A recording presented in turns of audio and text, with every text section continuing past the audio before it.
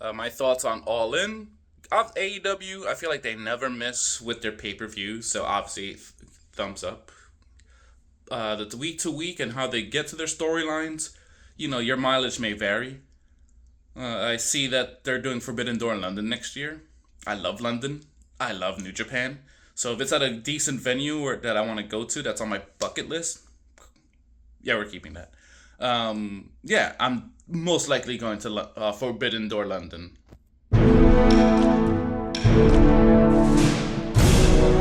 World Championship Cinema, what the world is listening to. Alright, welcome to another episode. So, quickly, let's do some movie reviews. Last week, I saw The Crow, the remake, and I know it's a box office bomb and people are going to hate on it, but my opinion is that it's functionally a better movie than the original, but it will not be as iconic as the original. This movie, Eric Draven, well, it's just Eric, no Draven, it's Eric. He has, to me, he has a character arc. Shelly is an actual character, not a pretty face. The villains, there's more. They're a bigger threat. As the original one is cool as fuck. The soundtrack's banger. It's a great '90s action movie. But Eric is, you know, just a dude who's an angry dude who wants to kill. Shelly is just a pretty face, and the bad guys are laughable at best. So I don't know. Like, I think if you're 31 and over, skip the movie because you're gonna hate it no matter what. If you're 31 and younger, give it a go. Why not? I also saw Alien Romulus. I feel like it's the first movie since James Cameron's movie to feel like it's in the actual Aliens universe. Like the other ones were just movies that happen to have aliens in them. As this one, I feel like it's in the universe. So I don't know. I dug it. I think most people agree with me. Alien Romulus, definitely that's a must watch. I think if you're into the genre, obviously. Ladies and gentlemen, thank you for watching another episode of World Championship Cinema. I'm your host, Diego, and with me is... Hi, Rich. I'm back again. If you remember me from the last time, which you probably don't, but whatever. All right, we're back with the grumpy Rich Roberto. Today we're reviewing Baywatch, starring Dwayne "The Rock" Johnson, Zac Efron, as this is part of our Zac Efron trilogy we're doing. Yeah. And Rich, what is your opinion, or what was your first opinion? Because this is the first time you've seen Baywatch. This is true. I've never seen the Baywatch movie. I know the TV show, but I never saw the movie because maybe it didn't look that it was going to be entertaining. But after watching it, I was thoroughly entertained. It's actually not a bad movie. It did get a little silly with like the dialogue, but not over the top like say like Deadpool. But actually, that movie was really entertaining as fuck. So to admit, It exceeded all your expectations. yeah, pretty much. It catered to like everyone. It had action, it had comedy, it had drama, it had sensitive moments. It actually wasn't a bad little movie. Also, his favorite character. Oh, my favorite character would definitely have to be The Rock. Now I'm here by myself, so I guess I'll ramble on. For those who were like fans of the TV show, they did keep to a lot of the tropes of the TV show. The slow motion, boobs. Everybody's got good-looking bodies and stuff like that, which I thought was cool. And how Dwayne's character was actually Mitch Buchanan, that was played by the legendary actor David Hasselhoff.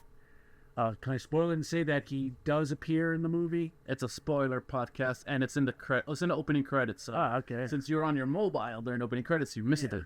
Usually, when people are on their mobiles while reviewing, I kind of like neg them like, hey, off your phone. we're Well, reviewing." no, the one scene where it showed Baywatch right behind the rock that was pretty cool. And like I said, it kind of was reminiscent of Evil Dead Rise, which when they had in the one scene where the girl was coming out of the water. The people say that for the horror podcast. Other than that, like yeah, it stuck to everything that made Baywatch such a phenomenon back in the 90s, and it kept to it. And a lot of the back and forth, I kind of felt it might have been ad-libbed. If it was, that was some very, very good ad-libbing between Zac Efron and The Rock and all the other characters as well. And they actually had like a cool Bond-esque villain in it too, even though the character she does say, like, why, they making me out to be a Bond villain, which she eventually did become a Bond villain. But other than that, yeah, everything about it was like, that's good. It was a good movie. I'm not gonna even like deny it. It's probably the best movie that's been produced by Eli Roth that I've ever seen. Yeah, he just doesn't do friggin' bloody slasher films. So because he is one of the producers of this movie. oh wow. And I'm gonna be honest, I think I hate 99% of the shit he makes. Cabin Fever was good. I hated that movie. Hostel, the first one was good. Hated that movie. Okay. What other movies has he done? He did the remake of Death Wish with Bruce Willis, which I think 2 people ever saw. Yeah, Me I included. What'd you think of that one? I didn't see it. It was okay. It kind of deviated from the original premise, the Charles Bronson film, but it was all right. If you like revenge flicks, yeah, go and watch it. And if you're a Bruce Willis fan, go watch it. But other than that, like I said, only 2 people saw it. Apparently, there's a Kevin Bacon movie I think called like Death Warrant. That's closer to the books than than the actual. Pretty much. It was the same premise, but just they added a lot more violence and gore to it. Because I guess the restraints of 1973 or 74 when the original Death Wish came out, you couldn't really do that much. So, but like I said, we're deviating. We got to go stick to Baywatch. What? Us deviate on this podcast? That doesn't sound like us at all. Try not to deviate as That much. doesn't sound like us at all. But yeah, everything was good. Even the gal that played CJ, who was the character that was made famous by Pamela Anderson, she did a hell of a job too, and she wasn't bad looking on the eyes either, man. Everybody, like you said, it catered to everybody. You had something for the ladies, and you definitely had a lot for the men. So yeah, it's funny because Zac Efron said he had to do like a lot of dehydration for this role. yeah, he definitely looked a lot slimmer than how he would appear as Kevin Von Erich in The Iron Claw. But yeah, like he's great shape. Like everybody was in good shape. Even the comic relief was in semi good shape. He was shaved down. And also, I didn't know that Hannibal Buress was in it. Which was like threw me off. I was like, what's he doing in here? But like I said, a very entertaining movie. I'm sure there's probably like deleted scenes on Blu-ray. It's just funny because this movie had something that I hate in movies, but I guess I'll let it slide. When it's the closing credits and they put like the behind the scenes blooper reel, I was like, look how much fun we're having. And it's like 95% of the time it's so fake and phony. Did you like that when they did that in like an Anchorman? No, only honestly, I really only enjoyed it like in Jackie Chan movies. Well, they actually ripped that off for like Smokey and the Bandit and Cannonball Run, like back in the 70s. Like, Burt Reynolds used to love to do that with his comedic movies, show like the outtakes and all the fucked up lines. But I think that was a Burt Reynolds choice or the producer / director. Maybe producer / director. I don't know if Burt Reynolds had anything at all with it. You never know. I didn't know Eli Roth was a producer on this. Oh, yes, but what I was trying to get to was, Zac Efron said that this movie he had to suffer like a eating disorder and go through dehydration to get those abs because humans are not supposed to really look like that. No, they look like this. And I'm trying to work on the dad bod. So, for those listening to the podcast, Rich looks like Brandon Fraser in The Whale. But he's a lot more handsome than me, so there you go.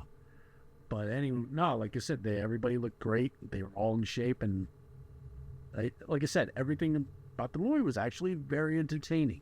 Even if you weren't a fan of the show back in the days, like just watch it. It's actually a really entertaining movie. I mean, I'm pretty sure it's out there if you have the Blu-ray or whatever. But I would love to see the behind the scenes of this movie, like the scene where when Brody makes his entrance and they do the X Games. Yeah. That was funny. Like, oh, the corpse is over there. That was very Naked Gun-esque. And also the scene that I found hilarious at the very end where the main villain gets her comeuppance, how she meets her demise was actually quite hilarious. Because a lot of times when we see in action movies where like the bad guy gets blown the fuck up, you never see like body parts or anything like that. In this, they definitely did have like, the hell is that? Oh my god, it's her leg, that's her shoe, that's her eye. Like, that was fucking hilarious. I have to admit that. They gotta start doing that more in action films. No, but yeah, but I was saying like the scene where he rides on the motorcycle through the pier and makes that jump. That was a really good scene. I thought, yeah, that was so. Like I said, this movie is. I know it's funny because when, like trying to watch these movies as doing movie reviews, I'm trying to be, critical and a critic, but As usual. But I'm like I had a blast watching this movie, and just certain things were like my expectation levels, to be honest, are very low. Of course. Like I'm just like Baywatch, some dumb, Exactly. That's some what I dumb thought when 90s I. IP that's being remade, Yeah. and I didn't know it was rated R. I didn't know this movie was rated R. Yeah. So seeing dicks and taints in this movie was quite a surprise. Necroticism scene. Yeah. That's What's Karaticism? necroticism. Oh, I That don't know. means Wasn't that the name of your Corrado's death metal band? no. That's actually the name of a really awesome album by the British death metal band Carcass. But necroticism is how they explained it was the body fat in person when you're dead. Your body starts just going to crap. That's the first thing, since there's like fatty deposits in the body, and they literally melt. So your body is somewhat melting, other than the rigor mortis. And just the scene where they were in the where they kept the bodies, and how Zac Efron decides to choose one where there's already a person in there, and on top it's like literally leaking. I wonder how many takes they had to do with that. That's probably also in like the Blu-ray, like deleted scenes and stuff. But yeah, I totally recommend it. Check it out if you have nothing else better to do. Like I said, even if you weren't a fan of Baywatch, or if you just watch Baywatch to watch Pam Anderson run in slow motion like we all did, check it out. It's quite an entertaining movie. It's definitely leaps and bounds ahead of anything that Dwayne would do later, Black Adam. But totally check it out. No, that's Rich's glowing review. Yeah. Grumpy Rich. Grumpy. Baywatch 1 Grumpy Rich Olbert. It's currently streaming now on Paramount Plus. Like I said, I want to see what, like, I'll check on the internet. Yeah. What would the DVD have? Because if the DVD has like good special behind the scenes footage, maybe I'll peer into it. But sometimes a lot of these quote unquote behind the scenes special features is just ass kissing. Just 20 minutes of ass kissing, and nothing like, yeah, when we put this shot together, we had to, put the camera here, get this operator here. Instead, it's usually like, And Dwayne was so great to work with. And he's such a cuddly teddy bear, yeah, blah, blah, blah. he reminds me of my big older brother. Yeah. That I wanna fuck. Wink. It's like, all right. Like a friend said that. Huh? Yes. Hey, nothing wrong with that. So, but anyway, yeah. So the plot of this movie is basically real estate developer is buying off the land, which is typical. And at the same time, she's also a drug dealer. And what's the name of the drug she's selling? Oh, it's called Flaca.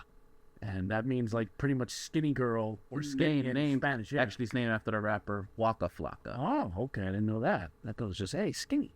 Actually, I don't know if it's named after Waka Flocka. I'm thinking Waka Flocka named himself after the drug. Oh, I didn't know it was an actual real drug. It could be a real drug. Maybe we could do some research on it. Cover me, Rich. All right.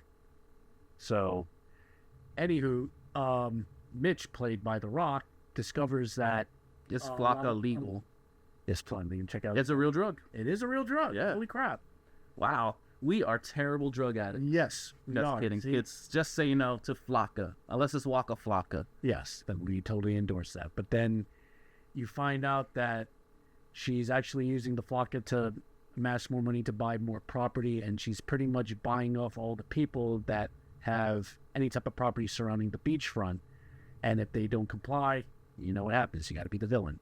So Mitch and crew discover this, and so they decide to take it upon themselves, since they're pretty much the lifeguards and they protect everything regarding the beach, that they have to pull their resources together and stop the villain with hilarious results. But Rich, very quickly, what's your favorite Waka Flocka Flame song? I have no idea. Mine is Grove Street Party. I feel like everybody's in that song, but I love that song. Okay. Sorry to cut you off, but I just figured. Yeah. I was trying to put myself over. I'm still one of the youngins, Yeah. unlike Grumpy Rich, who... What's your cutoff date? You don't like any songs made after 2001? After 2002, man. That's 2002, no more new music, Yeah. right? No, everything else sucks. That's when the music died for you. Yeah. And very quick, I know we're deviating, but why is Saint Anger your favorite Metallica album? Because there's no leads in it. That's why. I feel bad for Kirk Hammett, but yet I don't feel bad for Kirk Hammett. No, I don't like State Anger. Fuck that album too. Anything after Load Reload? No. Really? Yeah, just You made it as far as Load and Reload? I made it as far as the Black Album, and that was the first album I actually listened to when I first got into Metallica. Yeah, but the Black Album is obviously, like, you know. Well, after hearing that album, then maybe a week later listening to like Kill 'Em All, I was just like, this is the same band? Holy crap. And then realizing, hey, all those albums are much better than what it is. And you kind of knew where Metallica was heading anyway with the Black Album and so on and so forth.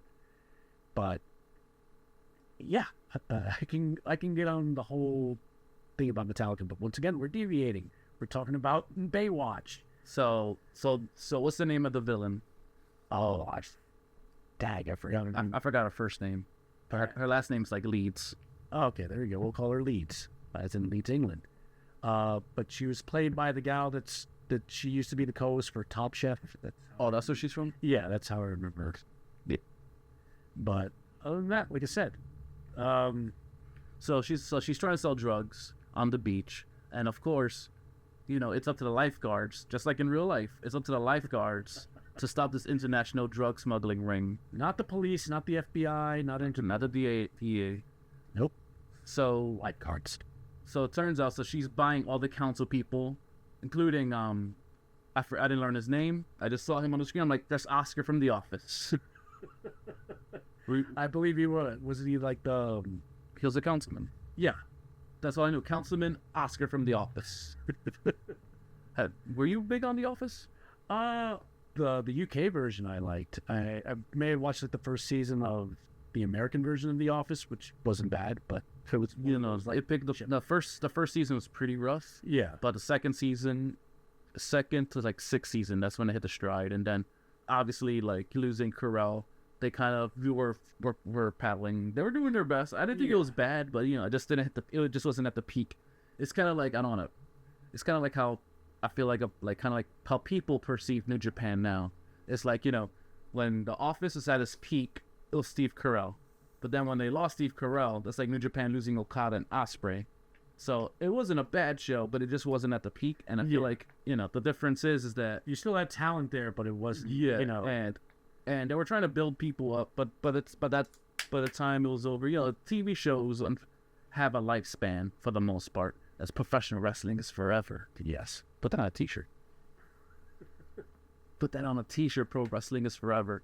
And if I Google and someone already has a T-shirt out, I'll just put a link on the description somewhere below.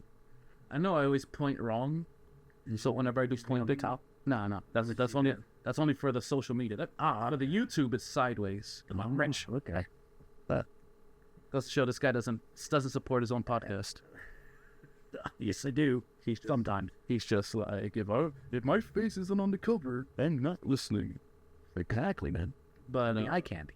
but what was I saying? So Oscar from The Office. Actually, The Office is weird because when that show, because I have the DVDs of the BBC version, and I have DVDs of like seasons 1, 2, 3, 4, 5, somewhere downstairs. I used to be obsessed with that show, but now, ask me a question about it, and I'm just gonna blank out like usual. So maybe I should do like a rewatch and just like live it all over again. What was Steve Carell's character's name in The Office? Michael Scott. Ah, there you go. You see? Because he was like the best character. But So she kills Oscar from The Office, and it's up to the lifeguards who are, you know, to investigate. And it's such a dumb scene, and it's so stupid, and they could have cut it out, but I still loved it. Was when they decide to, you know, abandon their post on the beach to investigate this crime. So they go to the morgue, and they have Dwayne Johnson in the gurney, and they figure little Zac Efron is gonna be the one to like push him. And at first I thought, I was like, oh, but shouldn't it be the other way around? But you figure if you see Dwayne standing, yeah, there's no disguises. yeah. But then later in the movie, he is in a disguise as a chef. They only had 10 seconds to find disguises. He magically found the chef's outfit. Well, Zac Efron went full blown like drag, and was like, yeah, I gotta get into the character. He looked better than John Leguizamo and Tu Wan Fu. And I know we're extra deviating, but I have to say this. I have to say this somewhere in a public format. I first saw Tu Wong Fu in the theaters with my sister. Now, did you watch Tu Wong Fu first, or did you watch Priscilla Queen of the Desert and then you watched Tu Wong Fu? Because I never knew they were the same movies. I saw Tu Wong Fu first. So I saw it in the theater, and then I saw Priscilla on like VHS or DVD later. Because I didn't know they were pretty much the same movie, just done differently. That's right. Guy Pierce. Anyway, Yeah. so let me just say this right now publicly. So I watched Tu Wong Fu, and I think it's maybe because my sister, my sister's always been very pro LGBTQ, whatever. And to be honest, when I was a dumb teenager, I had a lot of gay friends, but I was just apathetic, to be honest. Like, I feel like I always had the same rule: be cool, don't hurt anyone, don't be a dick. So like, I think a lot of the gays in our school were marginalized, and I don't care, man. Just be cool. Like, actually, there was one because we had actually like 5, but there was one I didn't like. I'm not mentioning by name, and they're like, "Oh, it's because you don't like gays." I'm like, I pointed out to the others, like, they sit at my lunch table, dude. I don't like him because he's a fucking annoying dick. There's a difference. Well, anyway, so I think my sister was kind of worried, like, he might be because I was always to ECW raw testosterone, and ECW was a very politically incorrect. Not a very And damn proud of it. and it was not a very welcoming place for anything different. Let's just say that. Like, So you actually went to the ECW arena. yeah, I went every single month, and I remember, like, even when I went to Tajiri, we loved Tajiri. When he turned heel, Nagasaki, Hiroshima chants. Now that will not fly today. Right. That's why, like I said, I love ECW, but I can't rewatch 95% of it, like, because I know a lot of it's not gonna age well. So anyway, I'm deviating. So Would you rather watch like the WWE version where they the original? Yeah. The original. I can't. I'm not gonna watch the Peacock version. Yeah. But so when I first saw Tu Wong Fu, like, I saw the movie, came in, and I didn't really understand like drag queens, transvestites, transsexuals. I didn't understand that stuff. So when Patrick Swayze's like, "Get off my dick, pal," I was like, "Whoa, wait, what?" But at the end, spoiler alert for a movie for a podcast that's full of spoiler alerts. They go to the contest, and they're like, and the winner and the best drag queen in America, or the best drag queen in the world, is Chi Chi Rodriguez. And I'm just like, bullshit. Like, bullshit. Noxzema Jackson was robbed.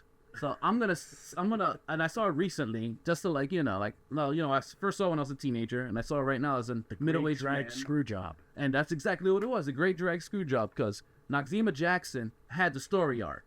She had the look, she had everything, and they're like, "Oh, let's just give it a Chi Chi because there's some sort of moral to be learned." There's no moral. Like, the moral is Noxzema Jackson was robbed. That's all I'm gonna say. But back to Baywatch. Yeah, okay. And Noxzema Jackson, that was Wesley Snipes' character. Wesley Snipes, yes. Yeah, I remember. Like, because at first she didn't want to help nobody. She's like, "No, fuck that. We're not helping nobody. We have to do this." And then Patrick Swayze, and I always struggle with her character's name, Miss Vita Bohem or something. It's like, so Jackson had the story arc. Noxzema Jackson had the story arc. Like, they want to help nobody, learns to help people. Helping people's great. I'm a better person. Chi-Chi story arc. I'm an annoying Latina. I want to fuck this random kid without telling him the truth. Okay, I'm not gonna fuck that kid because Patrick Swayze took away my drag points. Best drag queen in America. There's no story arc there.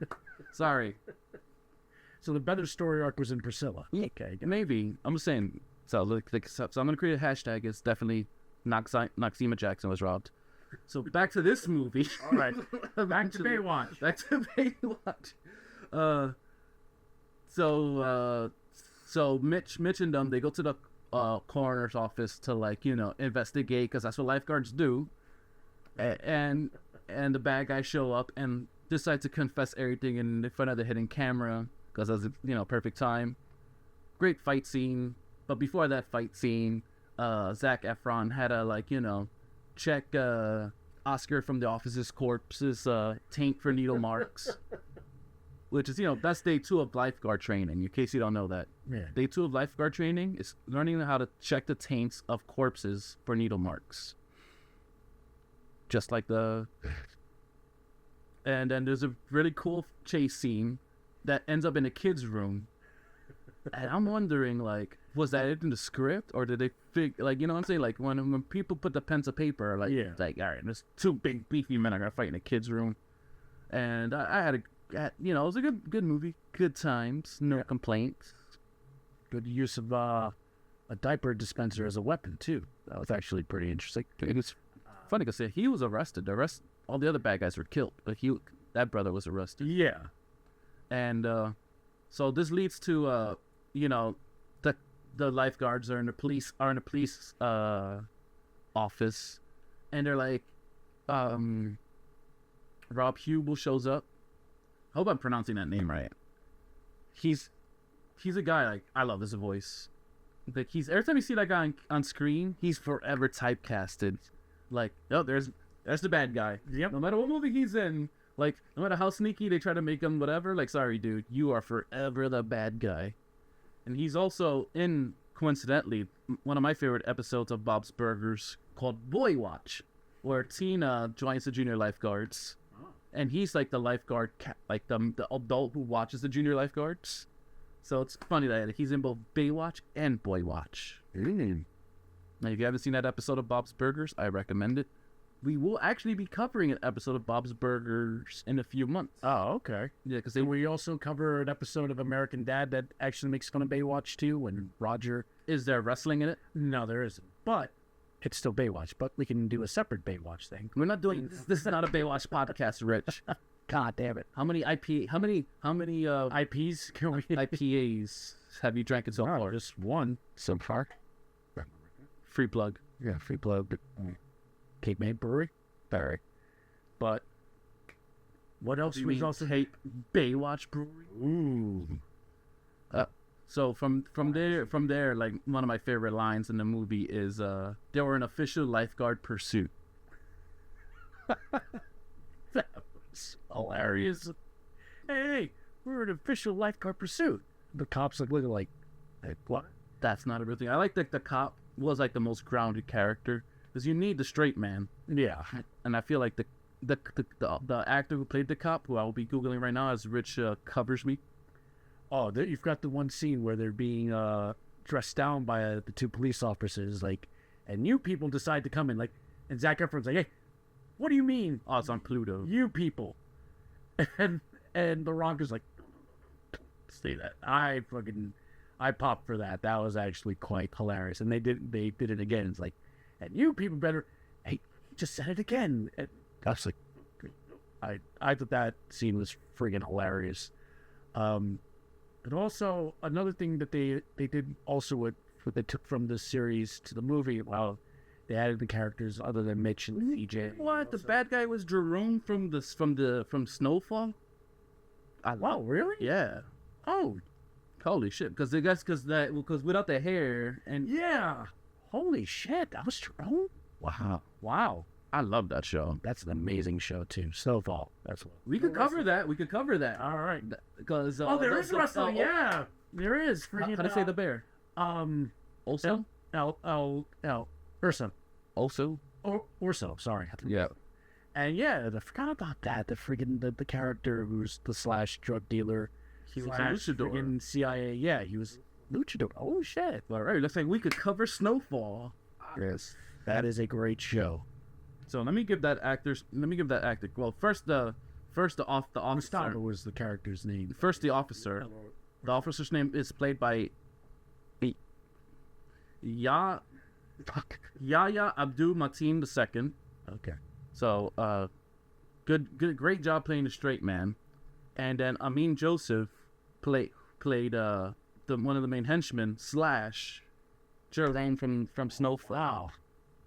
See, Rich, this is why we're supposed to do Jerry curls. This is why we're supposed to do research before the show, not during the show, as I'm doing right now. And why I'm lecturing you for doing something I I'm know, guilty. exactly. But that's what makes the show so fucking fun. All right, so Hannibal Buress. Hannibal Buress was actually pretty good in there. I wish they could have kept him a little longer in the movie, but he's always funny. Who else we got? What's her name? The heel. Her name is Isabelle Goulart. That's the actress's name. And where do you know her from, Rich? I believe she was the co-host of like Top Chef. Well, it says here she's just known for being a supermodel. Oh, okay. Brazilian fashion model. Oh no, we're thinking of another, not the main villain. That's Yeah, so she the main villain? no. She's 5'10". Okay. Hey, let me see. Come on. I think I overshot it. Carmen, Julia. They got this. You just passed. Her? Oh, her, yeah. I've seen her name around. All right, Rich, your turn. Oh, that's Priyanka Chopra. I didn't give you the easy one. Well, she's married. She's married to the Jonas Brothers. Yeah. And she was also, like I said, the co-host on Top Chef, the cooking shows. Citadel. I saw that. I saw the commercials for that. But how also like the other characters were named after characters from Baywatch. You had CJ, you had Summer, Well, yeah, it's, Brody. it's pretty funny because Stephanie. Yes, John Bass is in She-Hulk. So yeah, like it's funny because like they all have, like all the main leads of this show have the same names as the characters from the original Baywatch, Yeah. and then they have the original characters in Baywatch still with their same names, like the Hoff makes a cameo as Mitch. Hey, Mitch. Hey, Mitch. I call Mitch. And CJ, we got CJ on this show, on this movie, played by Kelly Rohrbach. Come on. And then Pamela Anderson plays Casey Jane, or Casey James, aka CJ. CJ, yeah. So, I thought it was cool.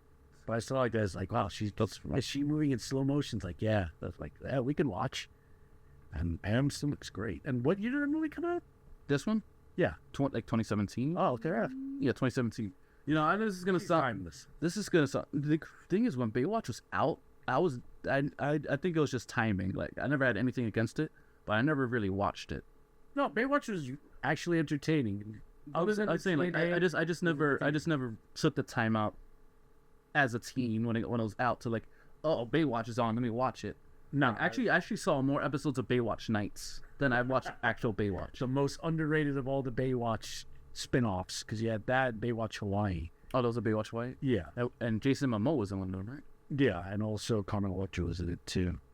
But what was your favorite episode of Baywatch Nights?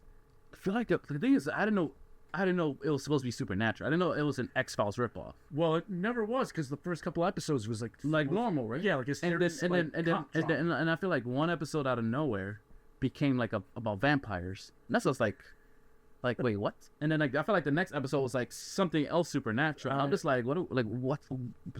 They had one that was like a sea serpent, so they tried to like put both Baywatch and Baywatch Nights all in one. Did they ever do a crossover? That's I think the closest thing that they ever did as far as a crossover. What it was more location. Because like when does Mitch Buchanan sleep? Never. He doesn't sleep. He waits. That's why they had Baywatch Nights to address his insomnia. So let me check out the box office, because obviously it didn't make enough money to make a sequel, and I don't think it needs a sequel. No, it's perfect the way it is. Like that would ruin it if they did a sequel. But no, it won't ruin this movie, but it'll just be like, all right, there it is. All right, it won't ruin the franchise. Okay, so the production cost was about $70 million. Okay. And it made $178 million worldwide. Okay. So I guess it technically made money. How much did Dwayne pocket? Oh, out of $69 million. I don't know. I don't think it says how much he made, but yeah, it's crazy because the Rotten Tomatoes is 17% from the critic score, about reviews are. See, that's why I don't listen to critics. Yeah, I get yourself. That's why I don't consider us critics. We just give our opinion, and we just review our favorite parts, and then we just deviate from the norm as usual. As you know, isn't it great? Like I mean, Rich just spent like 15 minutes talking about Tuon food thanks to everything Julie Newmar. Like Rich, I did. No, I brought Priscilla first. Stay focused. I asked because I know Priscilla came out first, and then Tuon food. So that's why I asked which one did you watch first. So really, I'm gonna cool with that because I feel like Priscilla came out like around the year 2000 or 1993. Oh, not mistaken.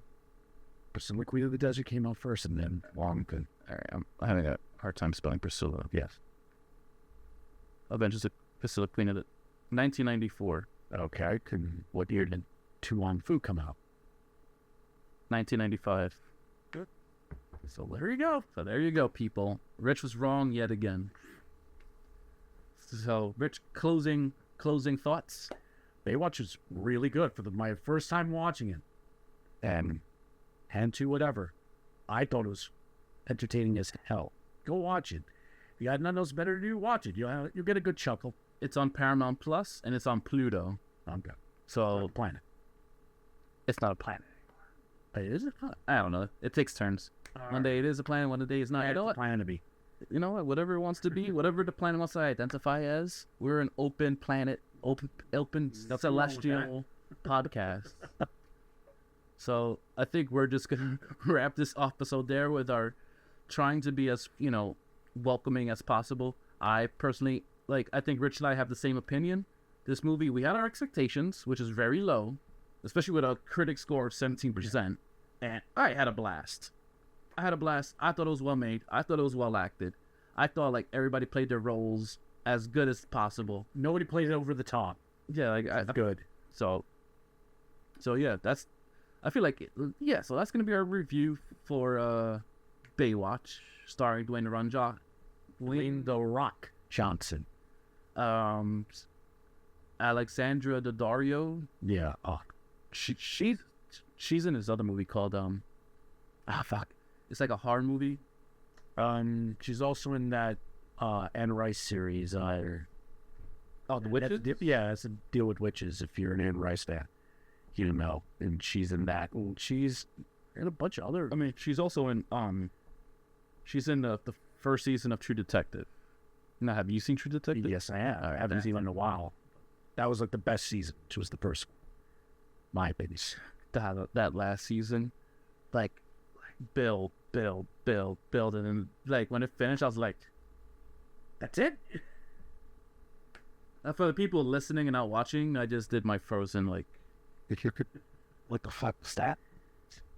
All right, I'm gonna come up with the name of the show because this movie is pretty good. It might be up your alley, maybe. I'm pretty sure it's also on Tubi still. But the Witches Mayfair. Yeah. Mayfair Witches is on AMC. But it's something like we called it, we Summon the Darkness or some shit. There. That take too long. I'll just die in a gunfight. We Summon the Darkness. Oh, okay. So I think that's a pretty neat. Well, she's in Burying the X, which is me. That's one of my favorite. Yeah. That's There's it. the camera. And that's it. The camera yeah. said wrap it up. All right. We're going to wrap it up, camera. There. Bye, guys. Free stream, Rich.